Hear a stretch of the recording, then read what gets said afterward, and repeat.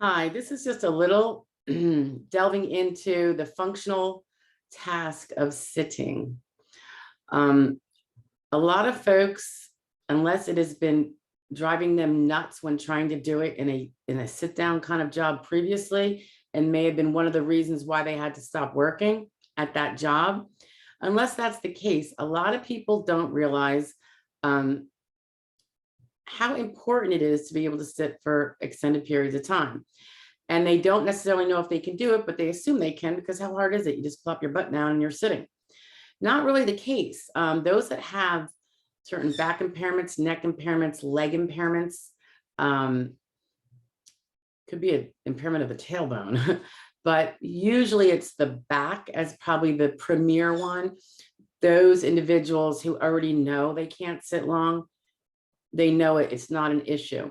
But for everybody else that became unable to do the job they've been doing for a while before they became disabled, that it had nothing to do with sitting, they often blow this one unnecessarily because they've never actually thought about it in terms of being a required task, and because they've never actually tried to sit for 6 to 8 hours. So for those that are contemplating putting on their function report at 20A that there's no limitation to sitting, I would suggest you actually test that first. And unless your doctor says it would be unsafe for you to sit and test this, this is what I would be doing. Sit at your kitchen table in a regular type chair, not in a soft and squishy chair. See how you feel after 30 minutes. This means not getting up and twisting around or stretching. Check it 30 minutes, 60 minutes, 90 minutes, 2 hours. When you first start to feel discomfort, take note. See how it changes, if at all, subsequently. 2 hours, go ahead and take a 15-minute break. Come back, repeat. 30 minutes, 60 minutes, 90 minutes, 2 hours. Then take a 30-minute break. That would be akin to a lunch break. Then do it again. 30, 60, 92, take another 15-minute break, and then kick it off doing it again. And then when you're done with the last, say, hour and a half, you're done. See how that goes. See how your back feels, or if you have some leg impairments. Sometimes sitting can be really bad for edema and people who have a retention problem in their legs, or just pain from the sitting. It could be knees, it could be ankles, it could be feet. Check that out, give it some consideration. I wouldn't ever assume that someone, we think sitting is such an easy thing to do. It's really not that easy if you have a less than perfect musculoskeletal system.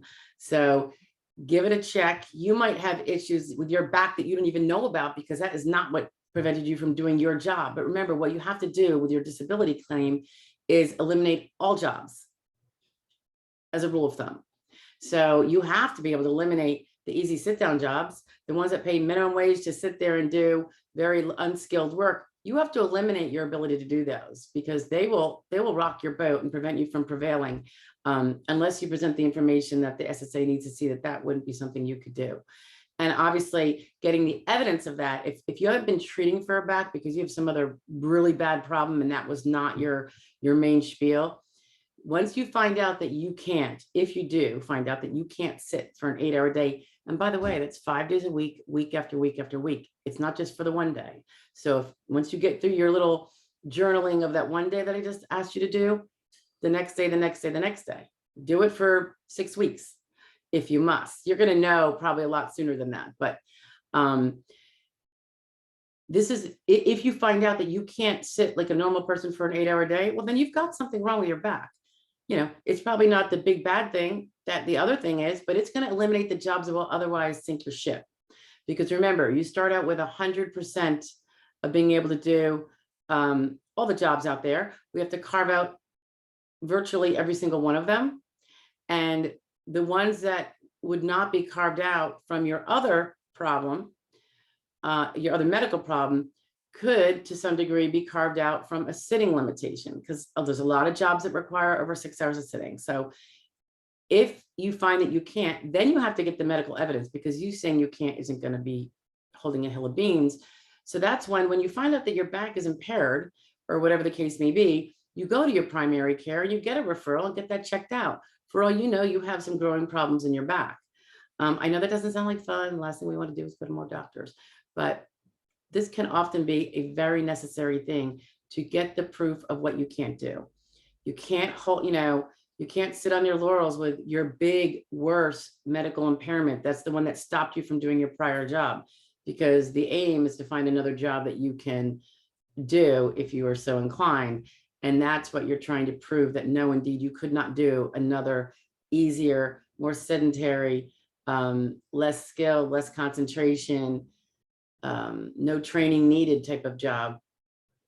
That's the burden that's upon us. So get to it. Don't forget about sitting, because there's a lot of sedentary jobs out there that are going to be falling into your realm unless you show that they can't. Okay. And remember, the burden's always on the claimant.